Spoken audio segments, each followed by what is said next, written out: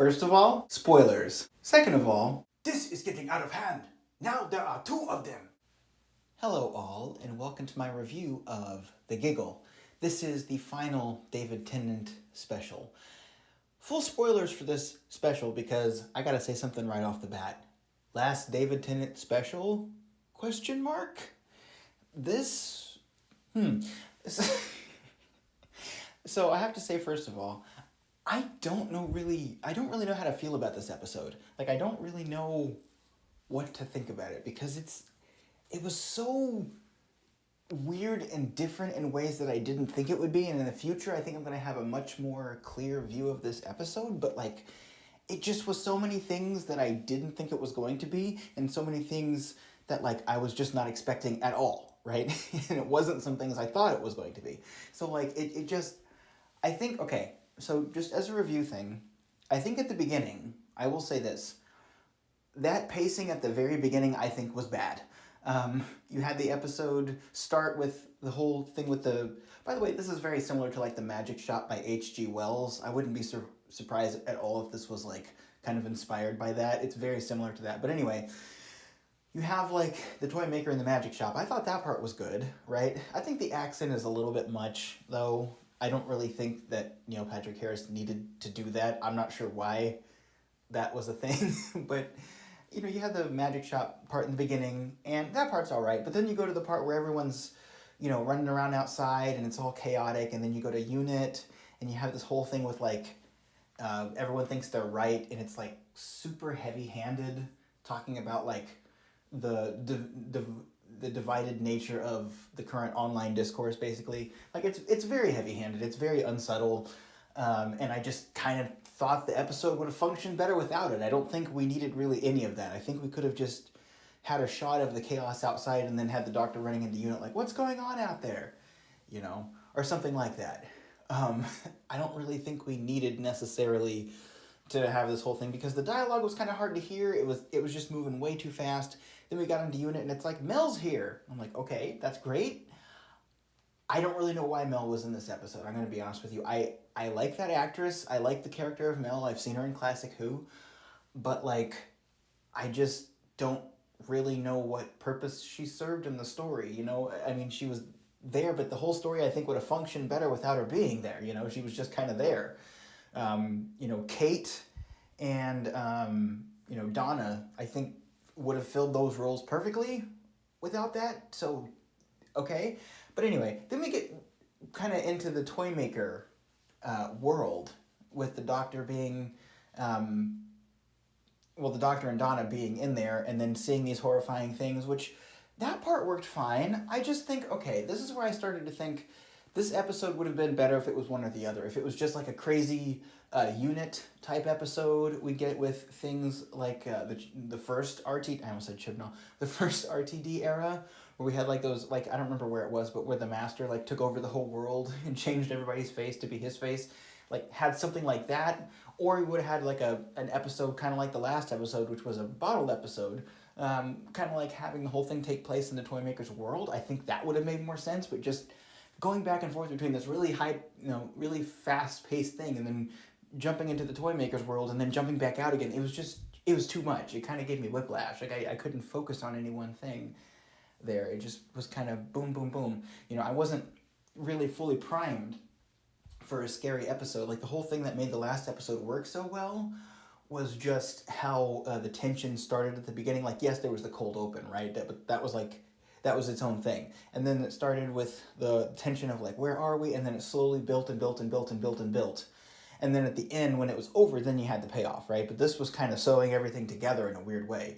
And it's a shame because some of the elements of this episode really worked well. I think that's my main criticism of this episode is that a lot of the elements in the episode were very well done. It's just they weren't fully developed and they weren't fully fleshed out and they just kind of got smashed together. For instance, you had the thing with the toy maker in his last battle with the doctor. That worked really well, I think, honestly, once Neil Patrick Harris dropped the accent. But it just I don't know, it just felt okay, I could see this being the end of an episode that was like the Unit episode, or like you had those cool things with the effects, like when that store like destroyed itself and folded back in on it, like all of that stuff was really cool. The chaos in the streets, like we didn't really get enough time with that for it to fully sink in, right? Like it never really felt like when you had chaos in the streets, that kind of thing. I really thought this was going to be like a whole thing with like musical numbers, like several musical numbers where the toy maker singing and like he's forcing people in the streets to do his dances, and like there are car crashes and all kinds of crazy stuff. Like I was imagining that kind of thing, and that's not at all what we got. It was just like a little bit of chaos in the beginning, and then like just kind of everything happens inside of Unit or in the toy maker's world after that. So that was kind of disappointing. And then I don't know, like Kate Stewart, having her share the screen with Mel kind of felt like it was just too much returning at once, you know? I would say, like, honestly, if I had to cut anything, like, I appreciate the representation of the lady from Unit. I apologize, I don't remember her name, the one who's in the wheelchair. Like, she's a good character, right? But just, like, having her not be there and having Mel not be there and maybe using them later, like in the Christmas special or something, I think that would have been better. I think just going to Unit and having Kate Stewart and having Donna there, that would have been perfect, you know, for that whole scene. But it's just there was all these characters trying to share the screen at the same time. The Toymaker's musical number, again, like, as a clip, it would be great, but just in the episode, it just didn't really work all that well. A small criticism here, the doctor's speech, I felt like it was a very well-written speech, but the way it was filmed and the way the score went, I just felt like it didn't match. I could see that being filmed really differently and working way better. It comes off as just kind of rude to the human race. You know, he's not like giving it as a philosophical thing or like a morose thing. He's just kind of like shouting at random people at Unit, and it's like, okay. So again, I kind of bring back the direction note I have from like the first episode, which is the Star Beast. The problems I have with the Star Beast are kind of similar to the problems I had with this, but just like this, I think would have worked better. Like I said, if it flowed better. And like the direction being a problem again. The sound mixing wasn't really a problem in this one. I think the sound mixing was much better in this episode, actually. Pretty much perfect. But like all that other stuff with like the weird directing was back. But then again, when the Toymaker was doing those full scenes where he was like turning people into flowers and stuff like that, that worked okay. That was good. It's weird. It's like there was these random moments that really shine through. It's like, I could see that working there. It's just it needs more polish. Whatever director it was that directed the second episode, just use that director. I think more. I think that was like the standout episode, and these other two were very mixed. The Star Beast and the Giggle were very mixed. I think Wild Blue Yonder was unambiguously good. So then we've got the whole thing with the Doctor and the Doctor.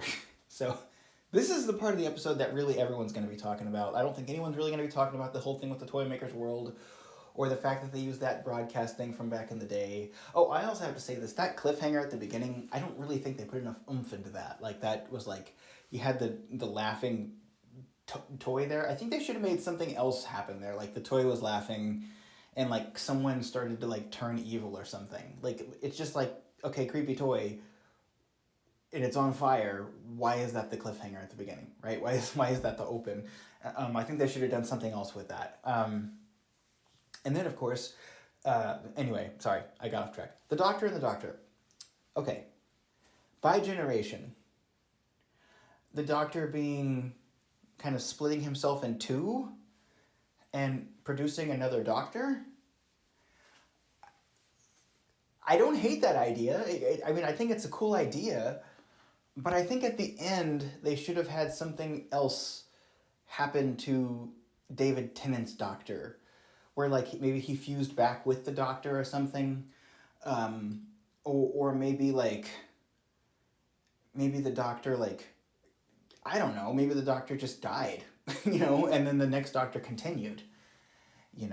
I mean, that would have been a lot darker because then you would have a body there, but something like that. But now it's just like the whole point, well, not the whole point, I don't want to say that, but like a big thing about regeneration is that like the Doctor passes the torch. This Doctor is literally gone. To bring that Doctor back, you have to cross a time stream, or you have to do like the Metacrisis thing, right? To to actually see that doctor again. Otherwise that doctor's gone. Basically, that doctor becomes this new doctor. It's a transformation into the next doctor. But now you got two doctors walking around, and it's not a crisis because they're not crossing their own timelines.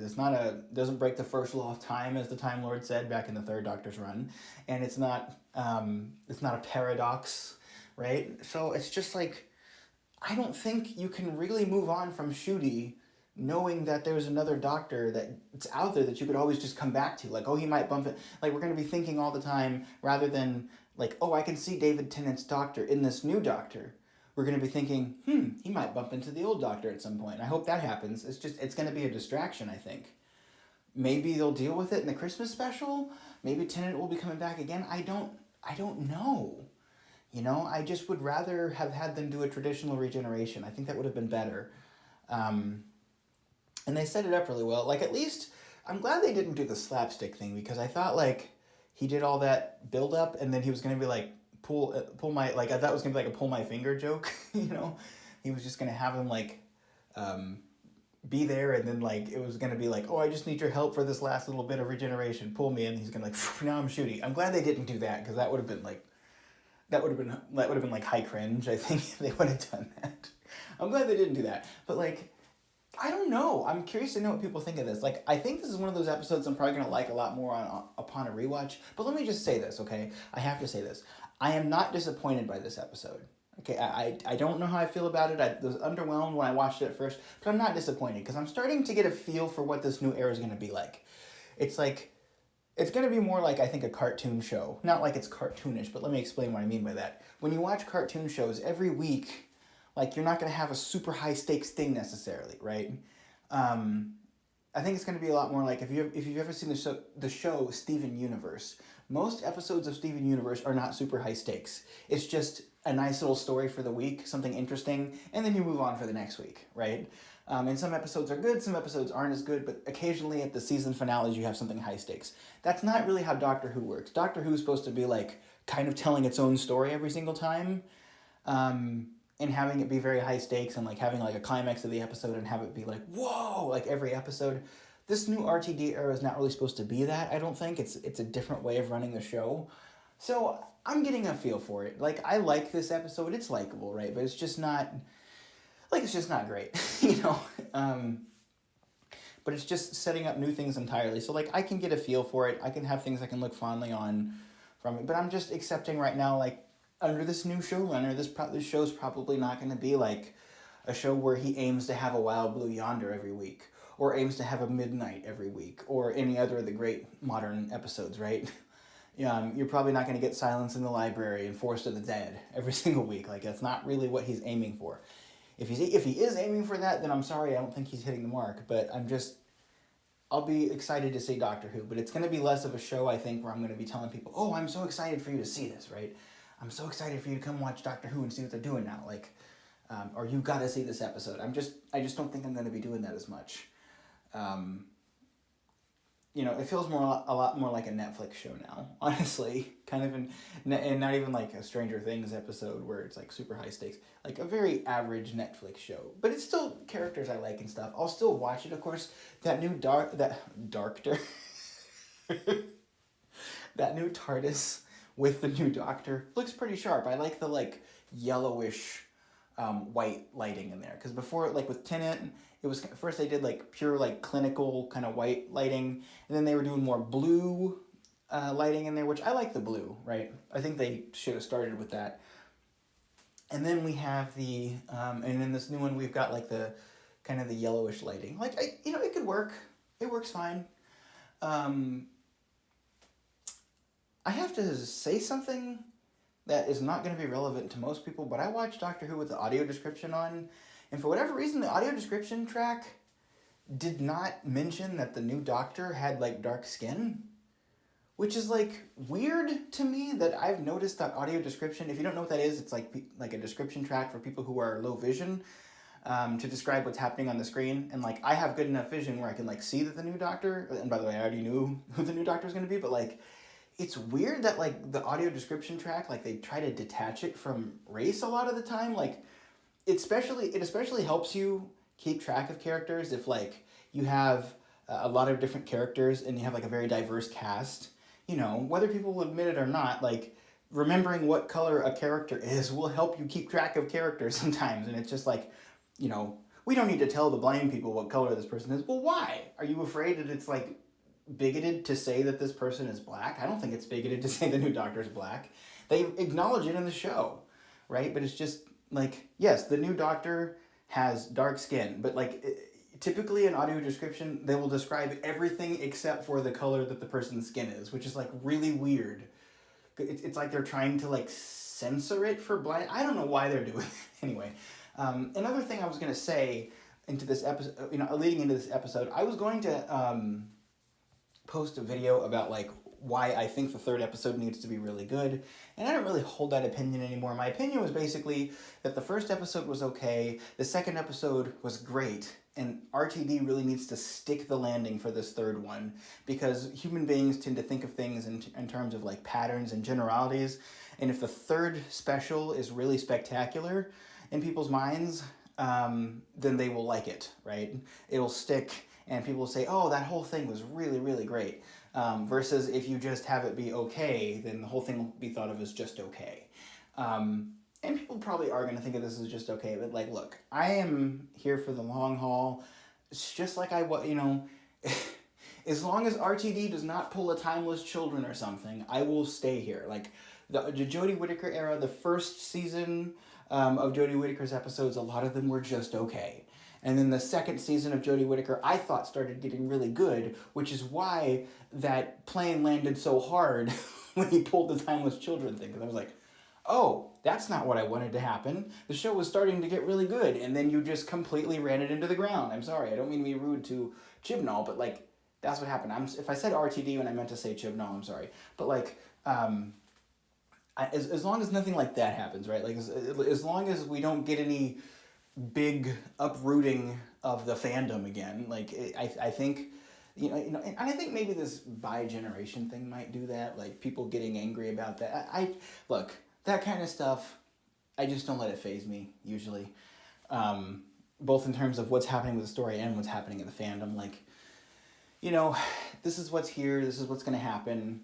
You can give feedback on it. I'm giving feedback on it right now, right? But just taking it to the level of, you know, attacking the person individually online or something like that, or just saying the show is ruined now or something like that. Like, I just don't agree with that. I didn't even say the show was ruined when they did the Timeless Children thing. I just basically said that they need to undo it, and they didn't, and now they're dealing with it in a better way, which is fine. Oh, one last thing I need to mention here. Are they, like, already contradicting the Timeless Children? Like, it kind of seems like they're doing that now. Like, they're not saying, like, oh, the Timeless Children didn't happen. But, you know, they're saying, like, there was that... Okay, I'm sorry, I'm getting ahead of myself. There was that weird line about the Master being stuck in the gold tooth. I imagine that's going to come back. Because a character did pick up the gold tooth. So I imagine this is going to be kind of like what they did. Like, they're almost doing it again with, like, resurrecting the Master, like when they set the Master's body on fire at the end of series 4, I think, or series 3. I think it was series 4. I don't remember, but I think we're gonna do that again, right? We're gonna get the Master back, obviously. That's what that tease was. There was a female hand that picked up the tooth, so maybe we're gonna get a female Master again. Personally, I really want them to bring back Sacha Dhawan's Master. I really do, because I just think he was so wasted on that era. I just really want to see Sacha Dhawan's Master shining in a good story. Like, I know he's probably not going to come back. They're probably going to cast a new Master, but like, RTD in the past, because you've already shot series 1, please bring back Sacha Dhawan. There were so many stories that were so not great, and I feel bad for Sacha Dhawan because he was tasked with delivering some of the worst news in Doctor Who history as far as what they were doing with the lore. But please bring back Sacha Dhawan. Anyway, so there's that. But then we got the thing with, like, you know, this happened mainly in the audio description track, but it was talking about, like, the Doctor's first incarnation. And, like, there are lines, I don't remember the specific lines, but there are lines in this episode where, like, the Doctor's, like, very much like, yeah, that was my first life. I'm not sure if he said that specifically, but it does seem like the Doctor was talking about, like, his faces before. It seems like they're talking about the first Doctor like it was the first Doctor, right? Like not like not in terms of like that was my. I don't even know what else you would use to refer to it. Maybe that's the problem, right? There's no other language to use right now with that in mind. But it almost seems like they're like we've dealt with the timeless children. Now we're gonna ignore it, right? We've talked about it. We acknowledged it. Now we're moving on, right? I don't know where I'm from, but this was the first Doctor. That seems to be kind of the compromise right now, which I'm okay with. That honestly, if that's the resolution, which is like, yes, I'm not really from Gallifrey, fine. I don't like that at all, but it doesn't really matter in the future, I don't think, because the Doctor's still going to say he's from Gallifrey, probably, or that's my home planet, or whatever. But then, like, saying, yes, I had those lives before this, but that was the first Doctor. Like, that's fine. As long as we don't get a pre-Hartnell Doctor with a blue box and a sonic screwdriver, or even not a sonic screwdriver because the fugitive Doctor didn't know where the sonic screwdriver was from, yada, yada, yada. All right, as long as we don't have, like, I stole a TARDIS before William Hartnell's Doctor. Like, that is the thing that I don't like the most about the Timeless Children. Is like the pre-Hartnell blue box Doctor title thing. That makes no sense. I have never liked it. I thought it was just completely a bad idea, right? Like, again, no disrespect to Chibnall, but I vehemently disagree with him on that. So as long as we're not doing that and we're saying the first Doctor is still the first Doctor, we're good in my book. Okay. So anyway, yeah, I'm excited to see what they do with Tennant, but at the same time, I really hope they just close off that. I'll say this. I don't really like the idea that Tennant could come back at any moment. I don't like that idea because we've already done that with the Metacrisis Doctor. So there's the current Doctor, which is Ncuti Gatwa, and whoever else comes after Ncuti, right? And then we've got 2 10th Doctors now. We've got 2 10th Doctors that just get to exist forever. Not forever, but until they die, right? And by the way, what happens to the Time Lord Doctor when he dies? Does he just not get to regenerate anymore? Or are you going to have 2 copies of the Doctor now with alternate timelines of like different regenerate? It's so confusing, right? I'm sure these questions will be answered. As we're going to get Christmas special. I hope the Christmas special, by the way, just focuses on Ncuti. That's what I really want them to do. I don't want to be answering these bigger metatextual questions. I think we just need to focus on Ncuti Gatwa, who is the new Doctor. But it just feels a little bit, I don't know. It feels a little bit disrespectful to him, honestly. And I'm sure he didn't feel this way. Like, I'm sure Ncuti does not feel this way at all, right? I'm sure he doesn't feel disrespected. That's fine. But just looking from the outside in, having another Doctor kind of crowding the space with Ncuti, who was a previous Doctor, I don't really like that. Now there was talk of having the 8th Doctor Paul McGann back for his own spinoff, and there were people like Vera Wild from Council of Geeks who said that would not be a good idea because then you split the fandom. Personally, I don't really agree with that because I think this is like very much like a snapshot. Like if you had Paul McGann as like, hey, this is what happened in the past. It's not really bringing him back for the current Doctor. It's just, hey, here's some extra adventures you didn't get to see until now, right? I'm perfectly fine with that. I think that's a good idea, honestly. And I honestly wish that sometimes they would go back and film some new stuff with old Doctors, right? I would love to see another Capaldi story. Like, oh, this is a Capaldi story that you didn't get to see. It's a lost story, right? I think that's a good idea. Then you don't have to worry about all of the nonsense with combining Doctors across their timelines and stuff. But it's just, so I'm fine with them doing that with Paul McGann. But, like, having 2 current Doctors, I think that's not a good idea. Because it will, like, it doesn't feel like Ncuti Gatwa is the new Doctor. It feels like he's a new Doctor, but David Tennant's really the Doctor, and Ncuti Gatwa's not been here as long, so he doesn't count as much. Like, I just don't like that idea. But we'll see what they do with it. I'm excited because, it's something new, but I have to say going forward, though, and I've already kind of touched on this, my confidence for Russell T Davies producing consistently good episodes is not here anymore. Like, he produced 3 episodes, and 2 of them were just okay. One of them I thought was kind of not very good. The other one was okay, had ups and downs, and the third one was really good. I wanted, like, at least 2 of 3 to be really good episodes, and he didn't do that, so now I'm just like, I don't think that this is going to be a thing. But you know what? I'm going to keep watching. Doctor Who, as long as it's here and it's speaking for itself and it has fans that we can talk about it and discuss it, you know, those old episodes we like are still there. It's just, I cannot tell you, I really don't want to sound mean when I say this, because I know what it's like to be a writer with ideas people don't like, but I can't tell you how comforting it is just to not have Chris Chibnall in charge of the show right now, where I'm just worried that every day that he's just going to do something else that's going to fundamentally undermine the emotional appeal of the show. You know, I don't think RTD is going to do that.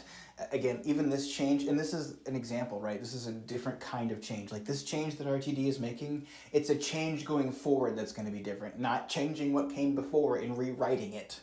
This is like, oh, this is a different piece to the puzzle that you didn't know was there before. I think those kinds of changes are fine. It's a little bit of a retcon because it talks about, oh yeah, this thing has always been here, but I think it's fine because it's not like saying all that stuff you knew before didn't happen, right? So I'm fine with this kind of change. It's okay, right? Keep the show going. People forget, but RTD probably did some of that stuff before, you know? Like, I can't think of anything specifically, but there's all kinds of things now that, you know, New Who introduced that were never a thing in the old show. So, anyway.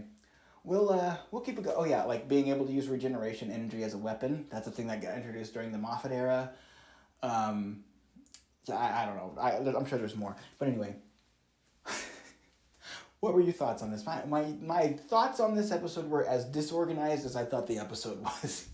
I'm curious to know what you guys think. I'm going to go off to look at online reviews now. Just, you know, I really wanted this to be a send-off for David Tennant. This is where I would have said, you know, David Tennant, we salute you, we thank you for coming back, but it's like, are you gone even? Like, is Donna Noble coming back? Like, are we? I don't know. But assuming that they're gone, great to see you guys back. Ncuti Gatwa, I'm excited to have you as the new Doctor. I really, really wish this would have been more of a decisive, like, Ncuti Gatwa's the new Doctor now.